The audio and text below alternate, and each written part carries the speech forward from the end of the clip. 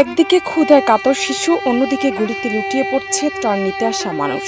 এ যেন জীবিত মানুষের মৃত্যুপুরী। এটাই গাজা। ইসরায়েলি বাহিনীর টানা সামরিক অভিযানের মধ্যেই মানবিক সহায়তা নিতে গিয়েও মরতে হচ্ছে ফিলিস্তিনিদের।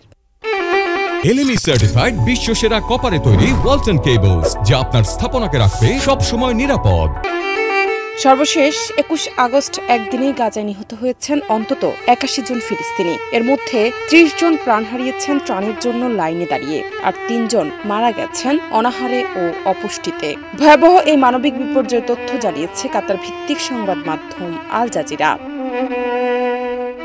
জাতিসংঘের বিশ্ব খাদ্য কর্মসূচি জানিয়েছে, গাজায় এখন যা চলছে তাকে আর ক্ষুধা বলা চলে না, এটি স্পষ্টভাবে অনাহার। প্রতিদিন শিশুদের মৃত্যুর খবর আসছে শুধুমাত্র খাবারের অভাবে। ইতিমধ্যেই খাদ্যাভাবে ২৬৯ জনের মৃত্যু হয়েছে, যাদের মধ্যে ১১২ জন শিশু। এর সংখ্যা বাড়ছে প্রতিদিন।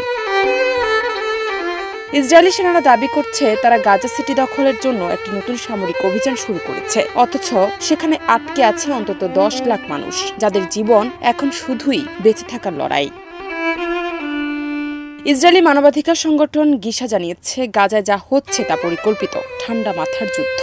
তারা বলছে, ইসরায়েল একের পর এক মিথ্যা তথ্য দিয়ে দায় এড়াতে চায়, অথচ বাস্তবে ত্রাণ প্রবেশে বাধা দিয়েই তারা অনাহারকে অস্ত্র হিসেবে ব্যবহার করছে।